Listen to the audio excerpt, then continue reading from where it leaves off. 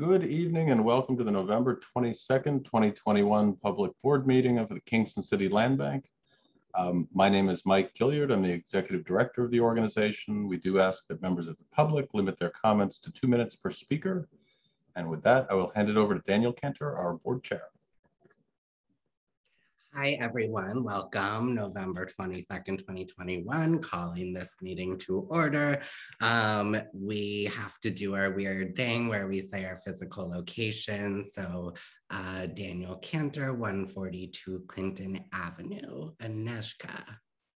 Aneshka Shebek, 259 Beale Street, Kingston. Karen. Karen Rue, 70 Stefan Street in Kingston. Bob. I'm at 122 Wilson Avenue in Kingston. Bartek. I'm at 88 May Street in New Britain, Connecticut. Cool. Omari.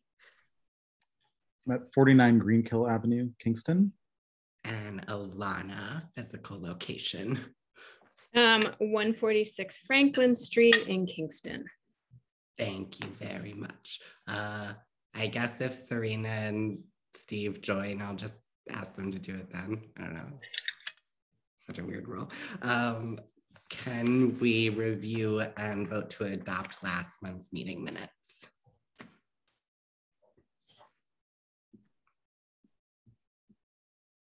You need a motion?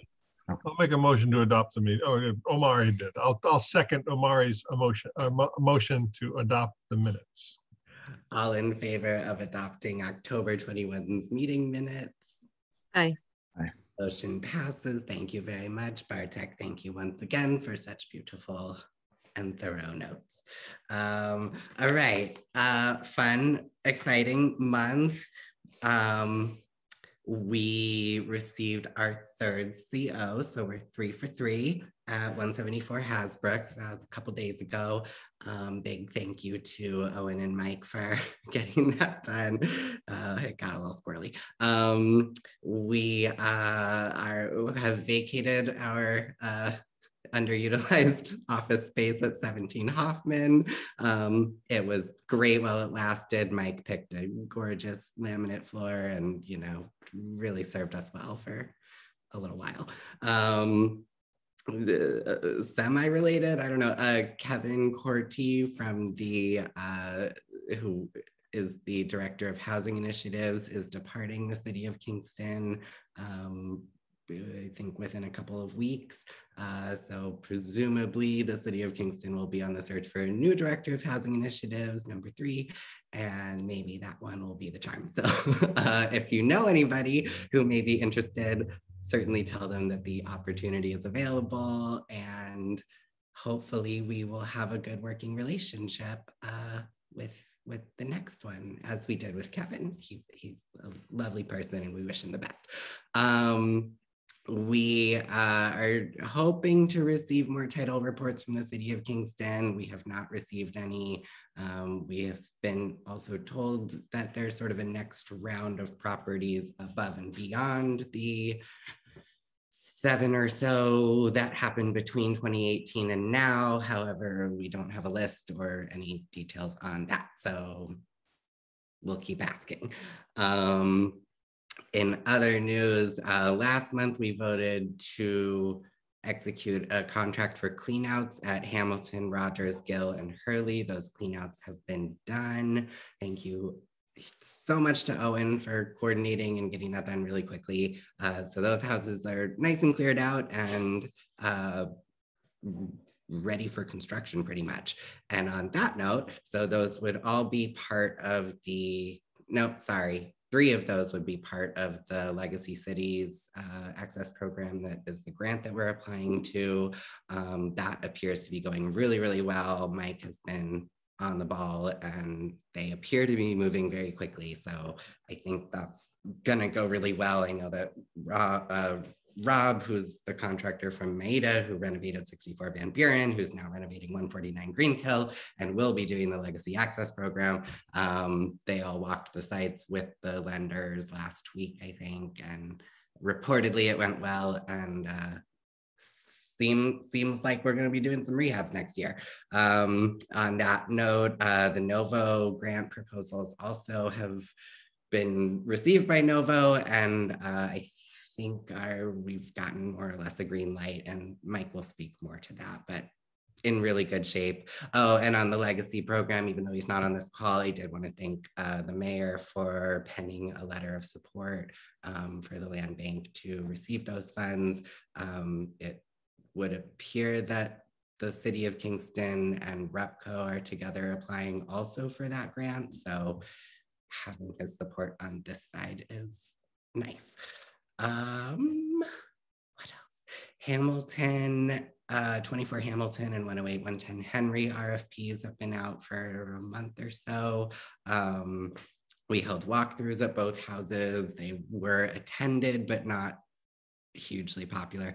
So we're scheduling another round of walkthroughs at Henry at least, possibly both pending more interest, but the proposals are due December 13th, so there's still some time if you guys know people that are maybe interested in those buildings, send them over to the RFP page. New board member outreach continues. So we had planned to do a deadline, I think in the middle of November. We extended it to December 1st. So again, if you know people who might be interested in joining the board, let them know there's still time to apply. I think we got 5 applications. And like the last time we did this, we decided to also look at previous applicants from the first 2 rounds. So it's not as though we have no options. I don't know if those people would even still be interested, but anyway, more options can't hurt. But I think if we had to make decisions today, we would have a really good board. So let's see. Permits have been pulled, or at least applied for, I think pulled at 149 Greenkill and 124 Franklin. Owen's been working really hard on that. As you guys might recall from last time, we did not approve a full lump sum bid for 124 Franklin. So Owen's been working on bidding out some of the kind of big ticket, but sort of easy early things that we can do. So I think that includes the roof, demolition of the back structure on the building, replacing the sewer line, real exciting stuff like that. So that's great. We'll talk about that later. And I think on Friday, we had a great event thanks to largely to our communications committee, as well as Mike, as well as Julie Whalen, who's been doing a lot of work for our board out of the goodness of her heart. And everybody else who was involved, thank you for making that go really well. I think it went well, and it was nice to be in the house with people and meet people from the street and stuff. So that was cool.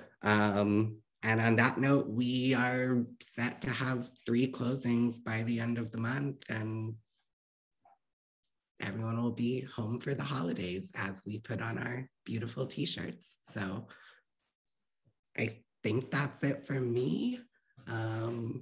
Mike? Oh, we have a public comment period, but there's no public, so I think we can skip it. Mike, tell us. Thank you. Good evening, everyone. I'll try to mention updates under the 4 categories in my agenda that weren't just covered, and obviously answer any questions anyone has.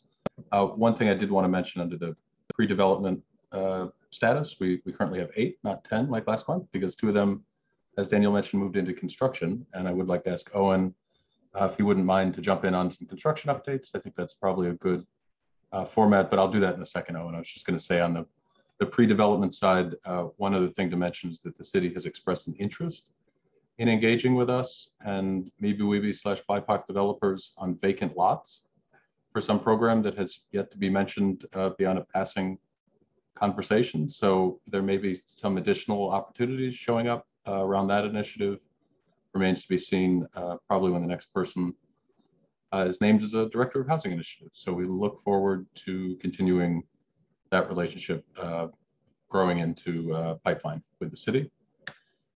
And with that, then I would say that we're also working to do a lot of amazing things on the construction sites. And I would ask Owen if you wouldn't mind just giving a quick update on that.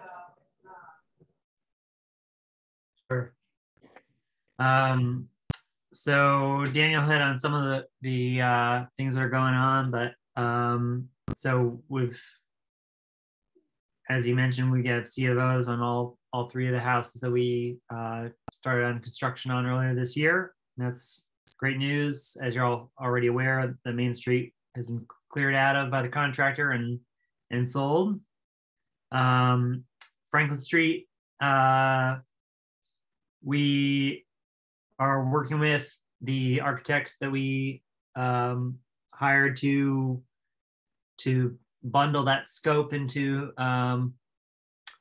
chunks that can be priced out by contractors, as Daniel mentioned, and we do have limited permits for that building already. So whenever we get people in contract, we're ready to start on that work. Building department turned around that very quickly, so that was good.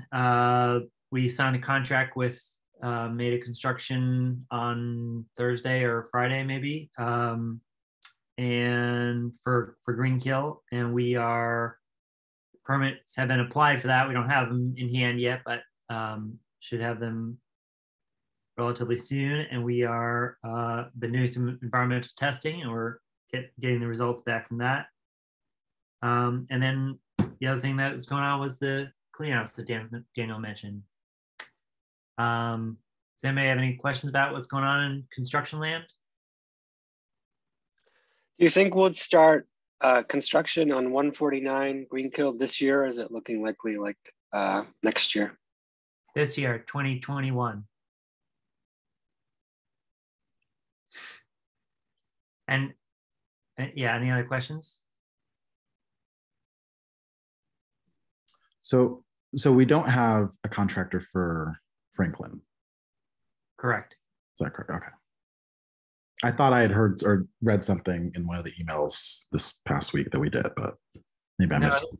I think that was me messing it up. I got confused when I okay. saw that we had permits, and I thought that meant we had a contractor. So apologies for sharing my confusion with you. That works. But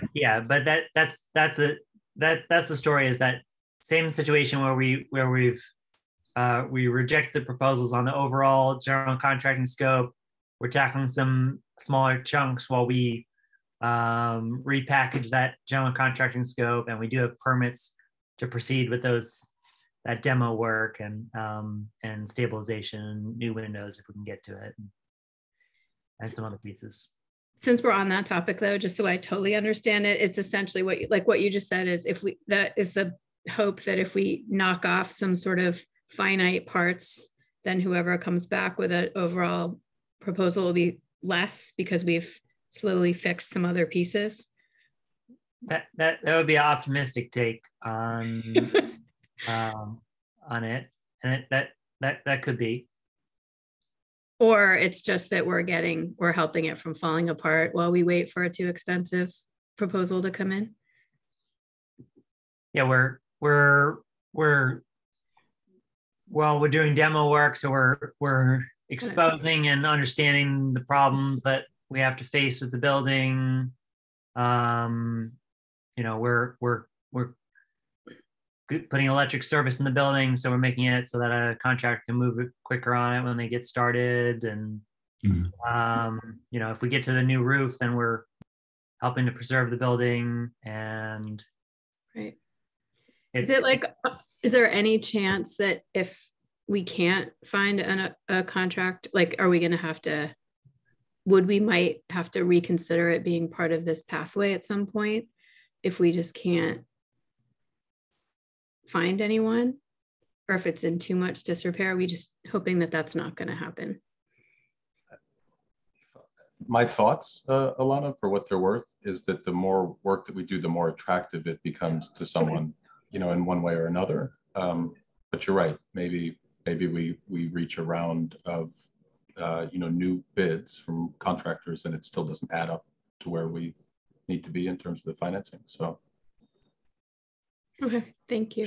Just for another perspective, it could very well be that once we stabilize the building, and that would be windows, roof, knocking down the terrible addition, you know, it might be a candidate for someone to buy from us and renovate themselves. You know, once we have the building tight, you know, and some of the major work done, that could be another pathway if the price of a complete renovation still is crazy high. Just my 2 cents.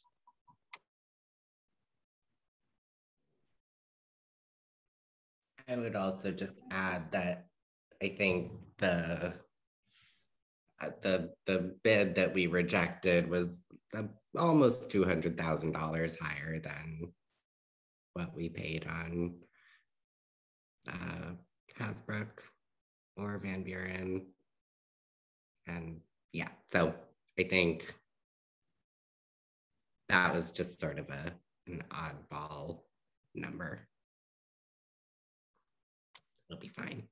An early Christmas hope for the contractor. I'm sure they're wonderful people.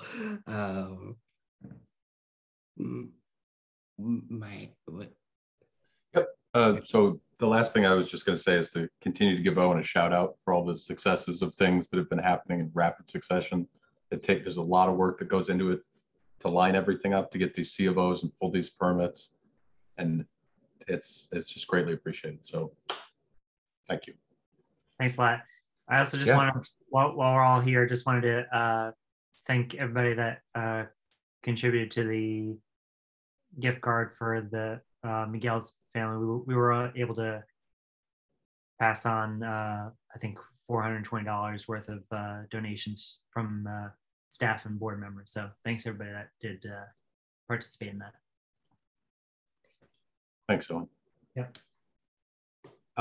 Jumping down to the fundraising section, the updates from last month are that the 2022 operating expense grant proposal has been approved. We haven't received the formal notification of that, but given the trust in that relationship with the funder, it's approved. The second grant application that we had made was for Legacy Cities, and that was also given the green light to move forward on, and that allows us to jump into this program. Happy to answer any questions that anyone has at this time, but basically what we're proposing to the state and to the bank lending partner is to rehab 5 properties, probably beginning early next year. It seems like this is moving very rapidly. We had a meeting last week to walk through the homes that thankfully were cleaned out amazingly well. And with our MeeBee certified general contractor partner being Maida, the documents are moving around pretty quickly. And so I think that's a very exciting opportunity for us to produce more rehab, affordable homeownership. The AMI, the area median income targets for the program, are at or below 100% of AMI. But with the grant that we've received, we'll be able to go significantly below that. And that was the point of the grant. And that was why the waiting had to take place in order to get that, in order to make the application. But it's all moving very quickly. And I think given the opportunity to secure the pipeline of work with the city, we should be able to continue to work under this program for quite some time. It's an open-ended program. It will be available to apply until the funding is exhausted, and then the funding may be renewed. So I think this is a very exciting way for us to kind of diversify the way that we do some of our work.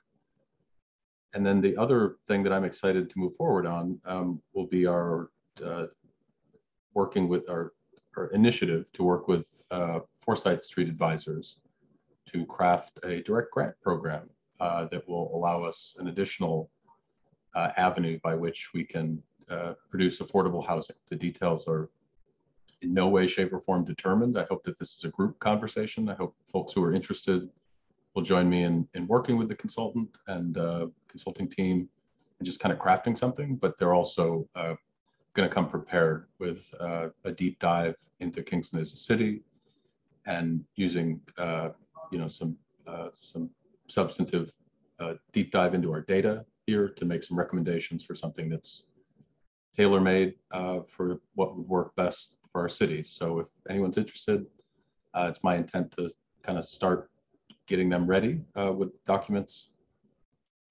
just letting them know kind of what we're up to and giving them the overview of kind of where we're at. But the work itself wouldn't commence until January.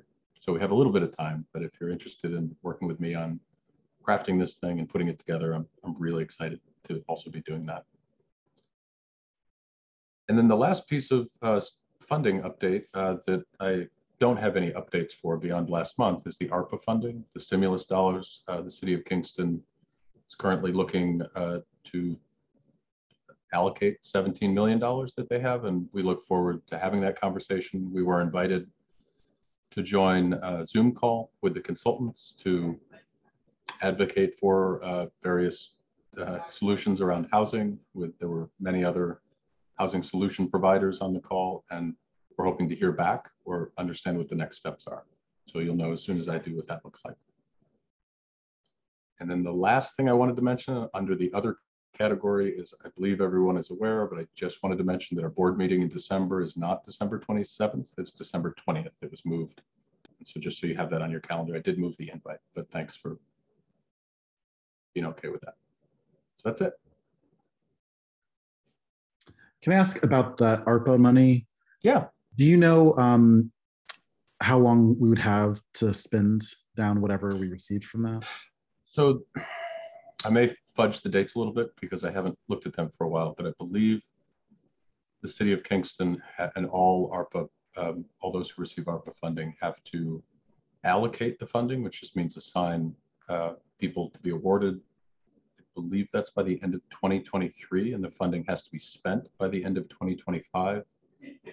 And a lot of this, it's being done differently in every different municipality across the US. And some groups are more hesitant. Some municipalities are more hesitant than others because Treasury has not released a final ruling on what the uses of the funding are, but it appears to be the case based on some conversations that I've had through the New York Land Bank Association and the folks in DC who are more informed about this, that there probably won't be a final ruling made for 12 to 18 months. So if anyone hears that maybe someone's waiting or they're just trying to figure out what the rules are, I think the rules that have been put out by Treasury are the rules, and affordable housing rehab is one of the allowable uses. So we should have a seat at the table, I hope. Just to add to that is assuming, so Build Back Better, which is the bigger there's the infrastructure, bipartisan infrastructure package that just passed. There's also Build Back Better that just passed the House last week and includes a ton of supports for including affordable housing and climate and a whole bunch of stuff. And so assuming that passes the Senate, it is sort of like an argument to invest this ARPA money, and it's sort of like we can invest this and there's more money coming in. So if we're trying to invest in projects that might last a little longer, anyone making an argument that, oh, well, we can't try to do X because the funding is only for 2 years, you're like, yeah, but there's a whole new chunk of money coming in right behind that. So there is, assuming we should all be calling our senators, and mostly senators in other states, to get it to pass, but it just means that there's sort of an ongoing pipeline, hopefully, of money coming from the federal government. Awesome. And if not, we still have the ARPA money, but there is this hope that we get that as well. Thank you for that. Those are my updates. Thanks. Thank you. All right. Committee reports. Bob, acquisition, disposition, tell us. Okay, here we are. We had Mike already talked about the 2 houses that we have for sale, which we're hopeful that we'll get fabulous offers for and get rid of them. The next thing that we talked about in acquisition and disposition is resolving the list of 36, which we promised to do by year's end. And we came up with a plan for them, and I'll try to summarize it as briefly as I can. There's a number of them that have clouded title and or unsatisfied mortgages. And we have a list of those, and it's Abby, Stefan, Murray, Fairview. And Daniel's gonna prepare, I think it fell to Daniel, to prepare a proposal to the council to say that we will take them for $1. We just can't afford to take them for the back taxes and for the liens on them. And if they want to move them, we'll take them for $1 and we'll figure out what to do with them and how to move them if they agree to that, to make them into affordable housing. 38 Post, which is the commercial piece. If apparently rumor has it, there's a neighbor that's interested. If we can get an offer from that neighbor, then we'll take the property and we'll immediately transfer it to the neighbor. That's the goal for that one. Grand Street, Hasbrook, the corner there, that's the bar and the other abandoned houses, has just got too much overall debt on it. It's got a huge amount of liens on it from the federal government and from the state government. And I think we're going to pass on that. And the Garden Street vacant land, we've been approached by Youth Build to put together a possibility of a bunch of little pieces of property there for them to build a house on. So if that comes in, that would be great. That's kind of where we are with resolving the list of 36 by year's end. So that's good. We'll move forward with it and see where it goes. Ilana and I talked about the process that we have used to select our buyers. And there's been an underlying conversation about whether we should go with a lottery. Alana's got a connection to someone who has an expertise in this, and we're going to sit down and talk about this and see what happens next. There is my sense of the committee is that there is a desire to continue our process of a subjective evaluation of the applications. And apparently this may be helpful in us moving that or continuing that. So more to come next month on that. That's about it. I did go by 111 down this week and it made me nervous, and I think we should sell it because I'm worried about its roof, but that's another comment. So that's it for the acquisition and disposition. Unless I left anything out, Alana or Daniel, I'll defer to you if I left. I would just add a little bit of detail about the resolving the 36. I'm sorry if this is boring, but so we have a couple different categories within that group. So basically the idea of this proposal, which I haven't drafted yet, so it'll be clearer when I write it down. But I think basically like Abby and Stefan are the two that like have clouded titles. So we would love to buy and just sell them, but it's unlikely that we can make them affordable housing short of finding a landlord willing to basically buy the house cash, but also do affordable rentals is probably the only way to do that, I think. Mike is trying to think of other ways. So, and then the logic on Murray and Fairview is actually not a title concern. It's just that they are in such horrific shape that like Fairview, the back taxes are like $36,000 and like, we're not going to pay that and nobody is going to pay that. So I think we're at a point where this acquisition policy, if we can call it that, which is not actually a policy, has kind of taken us as far as we can go with it. And now we're sort of in these positions where there's properties that we have been authorized to purchase, but the purchase prices just don't make any sense. And I think if the land bank can acquire and sell them and do what we're supposed to do, that's a much better outcome than the city auctioning them. And it's not to say that they couldn't also get paid. It would just be kind of a different arrangement. So this is what I would like to attempt. And I think we're in an interesting, potentially good kind of political moment for it because there's new council members. And I think we have kind of more credibility than we did certainly a year ago. And if they don't go for it, then at least we've tried, and we're not really any worse off than we were before. So this makes sense to me. That's all. And Garden Street we've been talking about Garden Street forever. It's 60 almost $66,000, but it's a 35-foot piece of per current zoning, unbuildable, vacant land. The owner next door has been wanting to buy it forever, literally since before the board formed, and been asking frequently about it, and keeps being told, well, the land bank's gonna buy it, but we're not gonna buy it for $65,000, but we would happily buy it for $1 and get it back on the tax rolls. And we could have done that 3 years ago if they weren't just trying to get this absurd amount of money for it. So. And I was incorrect about the youth build. The youth build is 3rd Street, not Garden. Yeah. So 3rd Street is a parcel that we already own that youth build is interested in. And that might evolve into something that would be exciting. Garden Street, yeah, for $1, we'll take it and dump it to the neighbor. Happily. Okay, sorry, that was all I had to add. But is that, I mean, move on. Okay. Finance and audit, which is now Omari, right? Yeah. Yeah, so everything is moving along pretty well in terms of our earned income. We've had most of our grant income, our foundation income come in for the year. The real thing that we're waiting on right now is our the money from the sales of the 3 homes, which obviously we had our first closing this past week.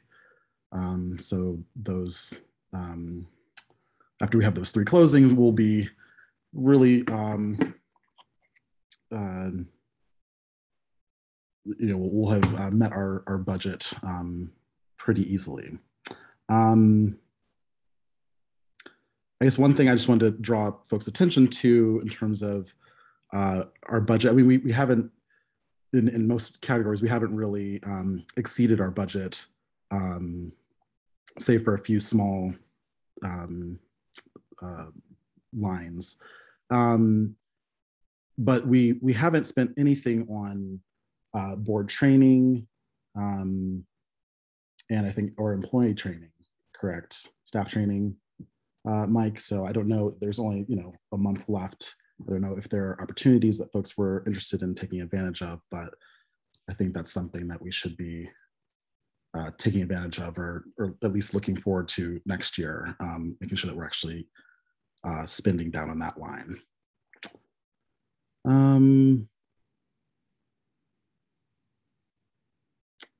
Yeah, and so you can see that in October we had about 145,000 in billable expense income coming from our reimbursement from our enterprise grant. So yeah, generally, like I say, the income looks good, our expenses look good.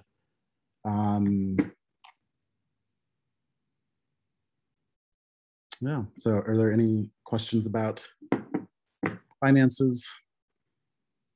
Oh, there's Erica too.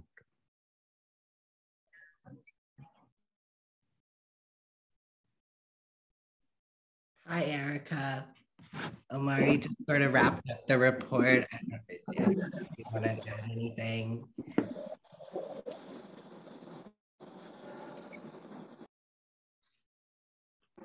Sorry, it's hard to hear. I'm in the airport. Oh gosh. Well, I think we're under control. Yeah. Does anyone else have any questions?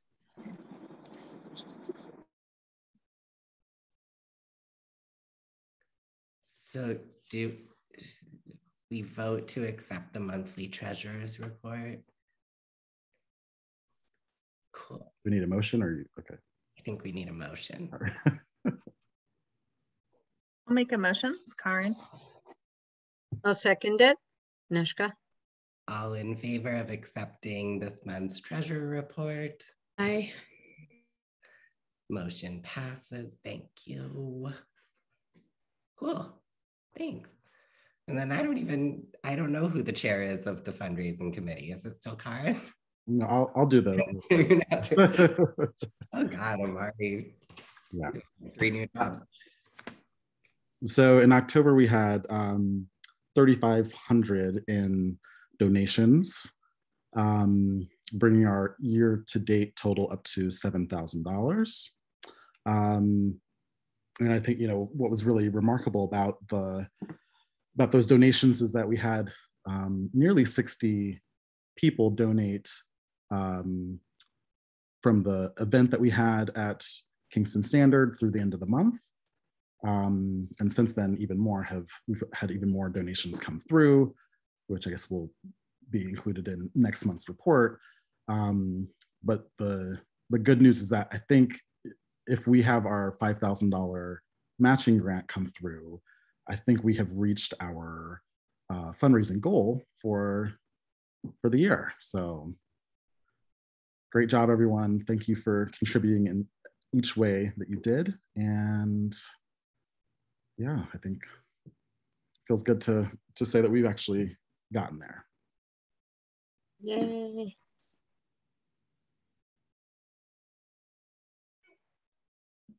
So I think that's Great work, everyone. Yeah. Mike. I was just going to mention, Omari, we got a really big donation, right, a couple days ago. It was super exciting. Yeah, yeah, and I wasn't sure. I mean, because this is really talking about October, but I mean, we can say, yeah, we received a $10,000 donation from a couple that attended the event on the 9th of October at Kingston Standard. And I think they had spoken to Aneshka and maybe Daniel. And so they got a lot of information about the land bank, and then had some money sent to us from their donor advised fund. So really great work bringing those folks on board. And it's just amazing to see, you know, how just a random encounter with, you know, someone you didn't even know was a potential donor can result in this kind of gift. So. I thought it was really amazing too that I remember at the event, they were saying that they thought they'd be able to provide 5,000. So Exactly. that they went home and, you know, thought it over, and maybe they wanted to just lowball us to not raise expectations, but either way, you know, it's just amazing, and really speaks to the power of individual connections. So. I mean, I just want to add, well, one, awesome work, and I take back the concerns I raised about putting too much money into software that we wouldn't raise. We over-raised now what we paid for the fundraising, like tracking things. So great work. Just also on that, I mean, I just want to note that we had a number of local businesses who donated stuff for the gift bags for the homeowners. And so, you know, in addition to fundraising, we have these folks. Kingston Standard said that they committed to doing the same thing for every home. We didn't ask the others, but I feel like we could. And so we got like the cookbook from the farm. We got money that actually, the yoga house folks gave, I was like, do we really need to give yoga? I don't know if like they gave $50 gift certificates to Target to each person. And so we have some good folks in the community who really support this that we can keep, I think, asking. So just to remember that in terms of the other things that people can do. That's fantastic. Wow. Yeah, I will say, Alana, we actually raised all of that money without using the platform, but thankfully. Also to note, this is sort of on the front of like community support. I just was talking to my friend Casey, who runs the YMCA Farm Project. I don't know if folks know they did this like amazing project where they were building basically flower beds for folks in the community who wanted to be able to garden. So they're doing a little bit of a like assessing for how people actually use them. But I talked to her and I was like, do you think that that's something you all would do for the land bank houses? And they're like, oh my God, we would love to do that kind of thing. So might be something we want to think about for the spring. That if it felt like some of the homeowners really wanted that, we probably could do a partnership with the Y. I can't promise, but it sounds like they'd consider, you know, having flower beds built for people. As just another, again, we have a lot of like resources in the community outside of just money. Yeah, that's great. And Mike, is there a line item we could use to support that kind of effort? Meaning, could we buy the materials for something Yeah, like yeah, that? I'm sure. I'm assuming we would want to, unless they already had. We did Mike. I don't mean to speak for Mike, but I believe we added a volunteer line item. Is that right? So wouldn't that fall into that category? We have a program now. Well, January 1st, we have a program that's in our budget to engage with the community and volunteers, and I forget the title of the line item, but yeah, thanks.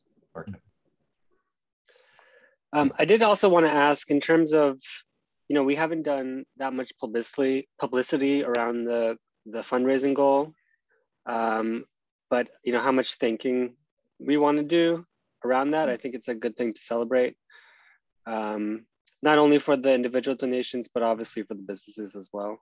Mm-hmm. So that's something we should think about for December. Yeah. Yeah, I want to just add to that. Oh, I'm sorry. Go ahead.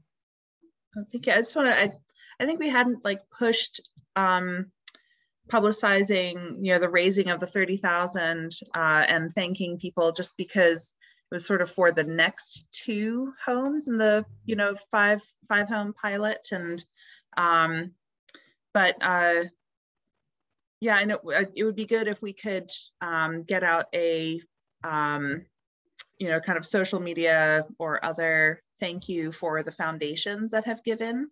The Hudson Valley Children's Health Foundation. I don't think I got that name entirely right. And then also the Ulster Savings Foundation, because we never publicly thanked them. And then now, is it the Big Pink? Is it Big Pink? So. Big Pink. Just sort of to separate, trying to be mindful too of what Erica had said earlier about differentiating between individual donations and like, foundation awards, that kind of thing. But it would be nice if that could happen maybe by end of year, before end of year.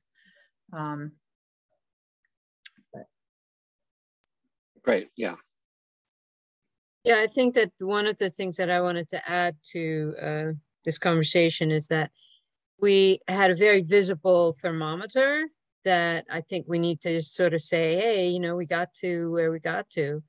And that can be a nice visual, for some kind of a press release or some kind of, way to say thank you to the community. I mean, I've been tasked to thanking everyone individually, which will take me a lot of Thanksgiving time, but I will,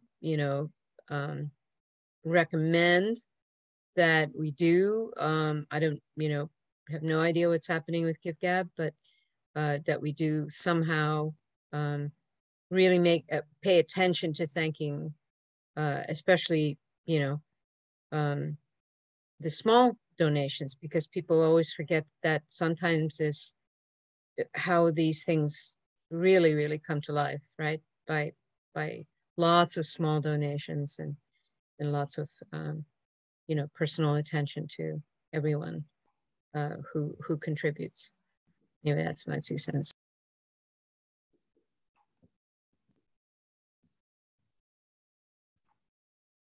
Thank you.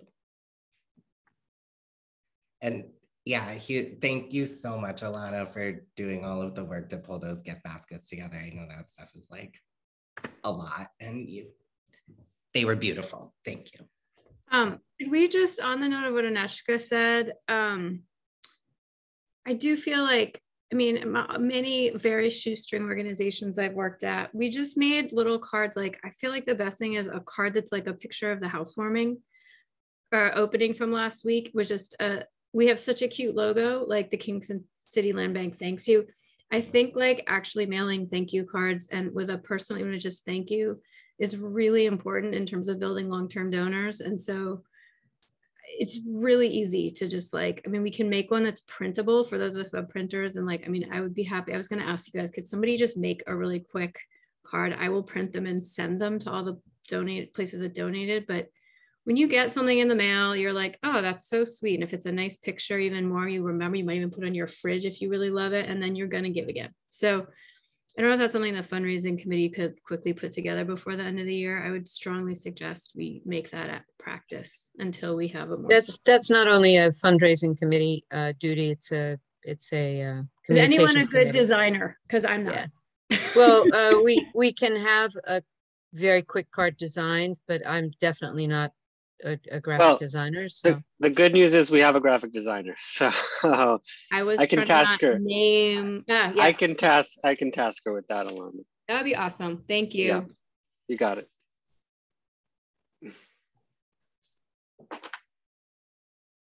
Thank you, everybody. I agree.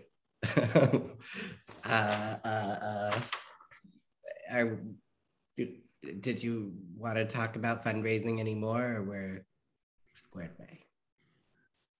Unless anyone has any other questions, I think. Good. Not me. No.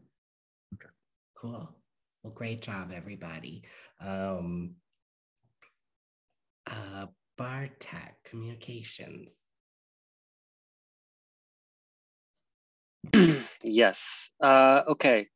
So this month, we discussed and focused on the board member response, which has been a little bit lacking. And, our comparison is the last time we had open board recruitment. So compared to that, the current responses are low. So that is why we decided to extend the deadline until December 1st. We focused obviously on the event we had on Friday, and we did get at least one positive press article from that per the article that Mike sent around this morning. And we also got a lot of beautiful photos. So thank you for coordinating that. The other item that we discussed this month is potentially hosting a reception for new and current council members.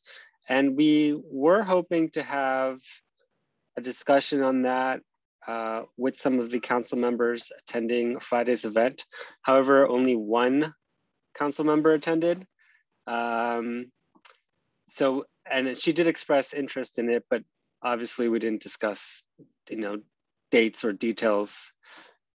Who's the second one? Daniel, I missed it. Naima and Rita Worthington both came. But Rita must have come after I left. It was like 4:30ish. She had just gotten off work.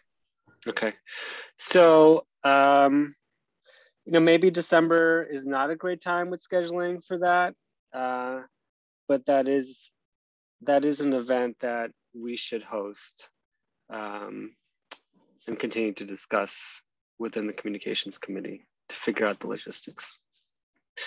I don't know if anyone wants to add to that.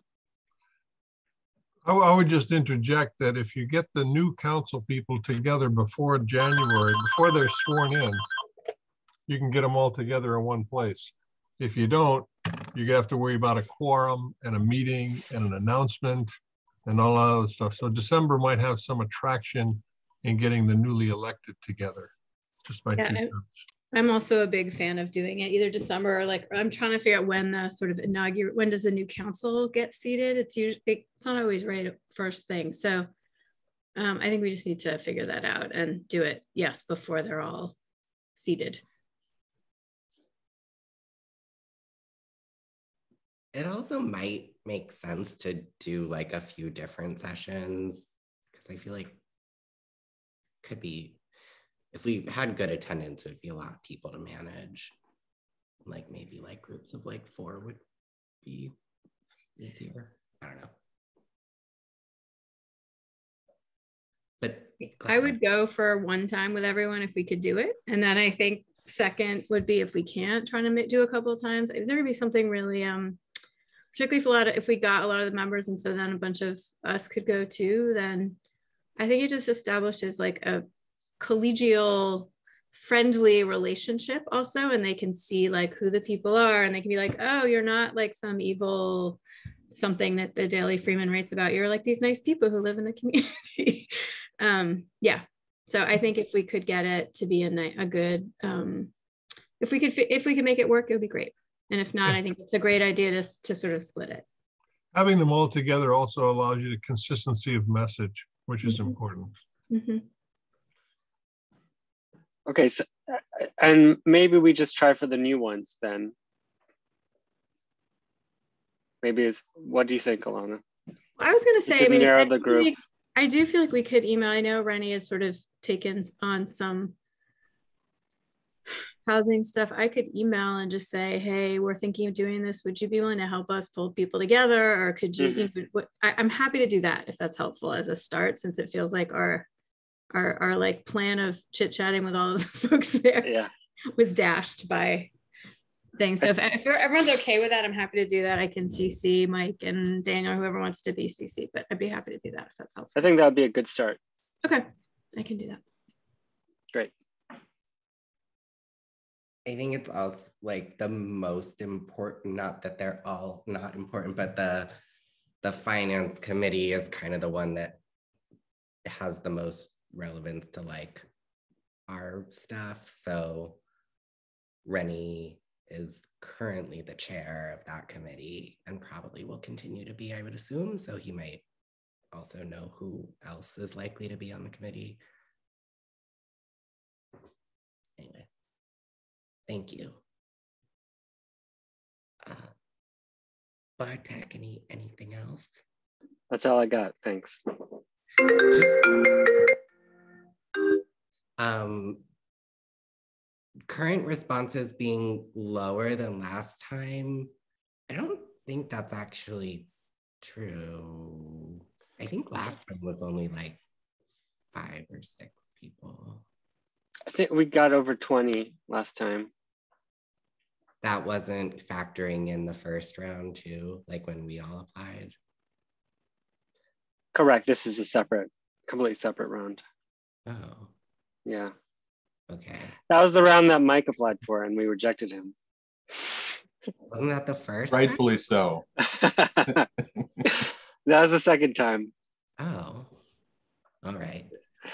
You applied to be a board member, Mike? Tried. Oh, yeah, back in the day. So funny. I found out about it. Yeah, because I thought you applied like when me and Bartek and Aneshka and Alana and Omari would have applied. I don't think you lived here then. No, I think it was the second time. It was the first time I'd found out about it. But... So when Bob applied, we can do this later. Let's just try to piece together the last 3 years. Okay, cool, thank you. I only ask because it's like, if we're looking at past rounds, I might be missing an entire list, but I'll figure that out. I'll share with you. Thank you, I appreciate it. Okay. Can I ask, sorry, is there a concern though that that like none of the candidates we have would be good fits, or just looking for more variety? I think the latter, more or less. The other thing is that the way that the bylaws are, it's like two members from each legislative district, and Aneshka and Karin are both from District 7, so we're limited only to those 2 districts for this round of seating people. So, and if we wanted to make a change to that bylaw, do that for... I thought Mike and I looked at the county legislative districts and found that Aneshka and I are actually in different districts. I think you and I bad at maps. What's that? I think we figured out you were wrong. Oh, okay. Pretty I'm happy to be wrong. I looked at that map real hard. Well, no, I'm not happy to be wrong because then it limits your choices. So I'm sorry. I actually not sure we had any from District 6 anyway, so it actually ended up being a good thing. I don't know. It doesn't matter. The point is, Omari, to your question, we could amend the bylaws. I'm happy to discuss it. I mean, right now we have 2 from each legislative district, 2 that can be from any legislative district, and the mayor. So I don't know. The legislative district thing, frankly, doesn't make a lot of sense to me at all. So yeah, because if we could like amend it to say like, we'll try to get 2 from each, and if there's not, suitable or there's not candidates from those districts, then we can open it up or something. Just because I don't want us to like not have 2 board members because we like have this very narrow. no, I think we policy. have 3 candidates from this round that are in District 7. So like we have option, and that's not even counting previous rounds, which historically we've looked at. So I think we're okay, but we were hoping for a few more options, and maybe we'll get them with a little more time. Maybe not. We'll be fine either way. Just my 2 cents. The people who have applied, we have a number of people. We have a lawyer, we have some real estate experts, we have some people that have some interesting backgrounds, a finance person.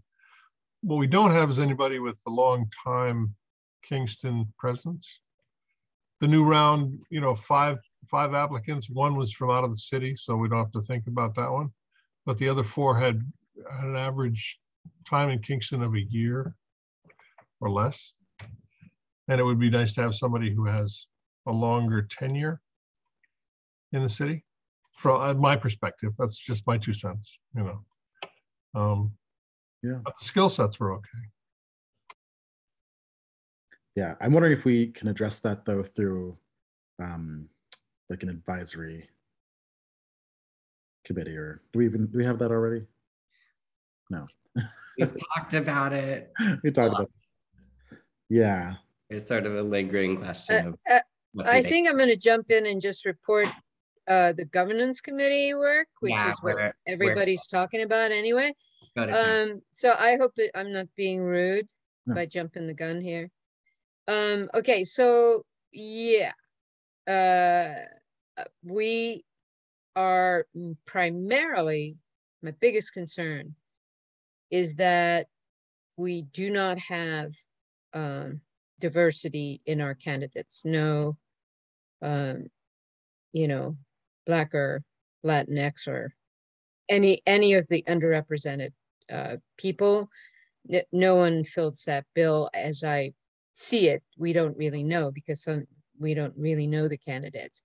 But that's my biggest concern. And so, the board is again starting to look like a bunch of newbies in, who are coming into the city, within the last decade, and that's there's nothing wrong with that, but that says a lot about the people that we're not reaching, and that's what I'm concerned about.